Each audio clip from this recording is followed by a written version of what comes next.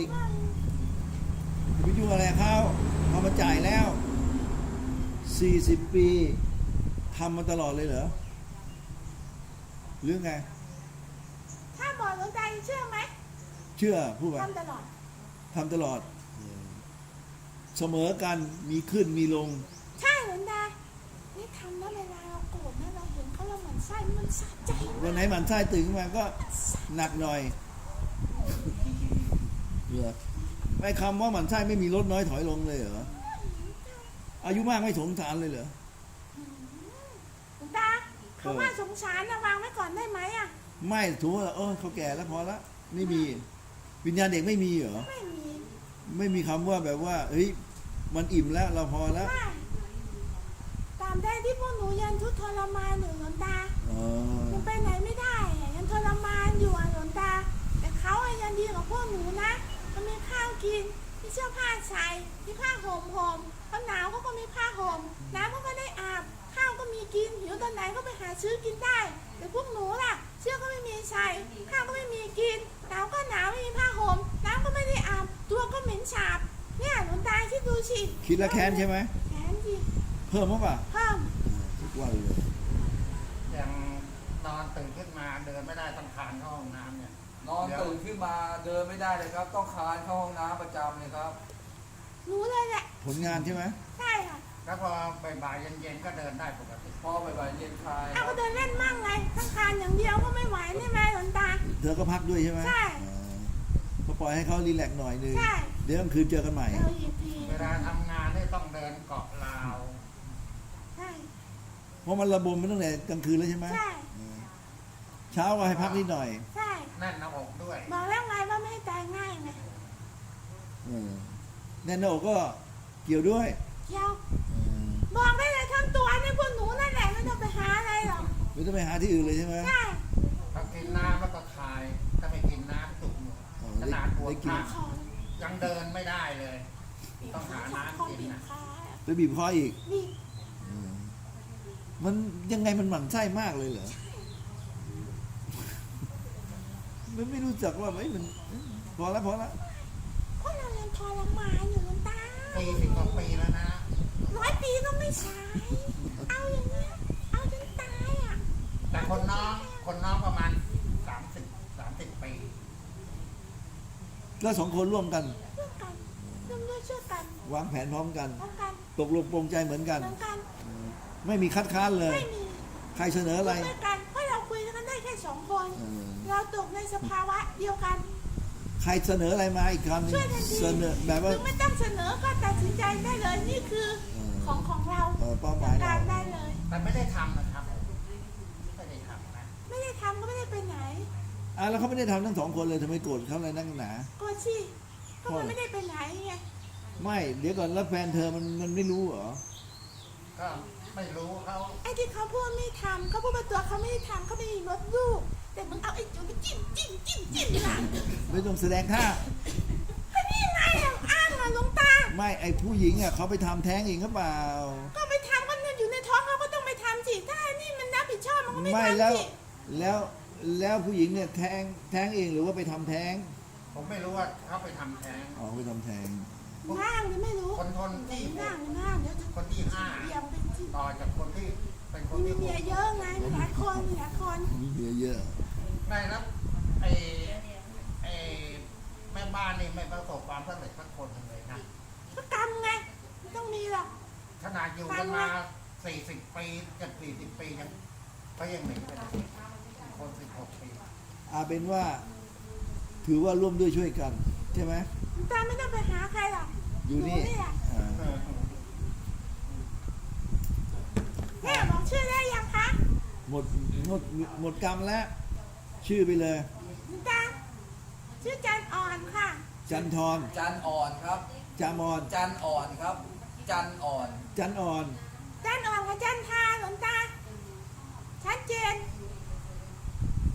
ชื่อมันหน่อมแนมทำไมมันรุนแรงขนาดนี้วะอ่อนกำลังลงปู่บอกเหรอให้ชื่ออ่อนลงหน่อยอ่อนกำลังลงหน่อยเหรอ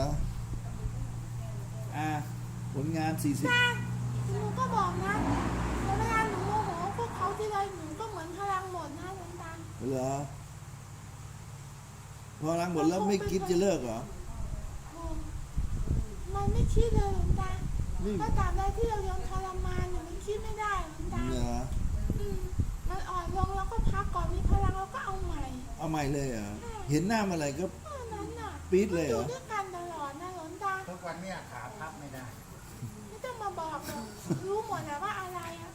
ไม่ต้องมาเล่าให้ฟังเลย ก็ทำกับมือจะลงมือเองใช่ไหม ใช่ค่ะ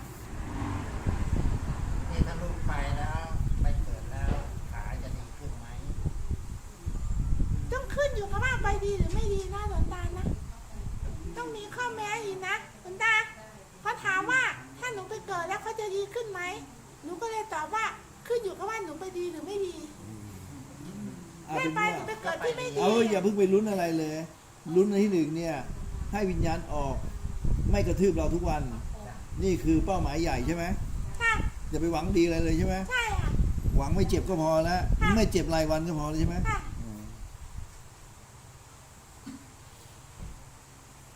อ่ะเลิกตีกันได้แล้ว จบ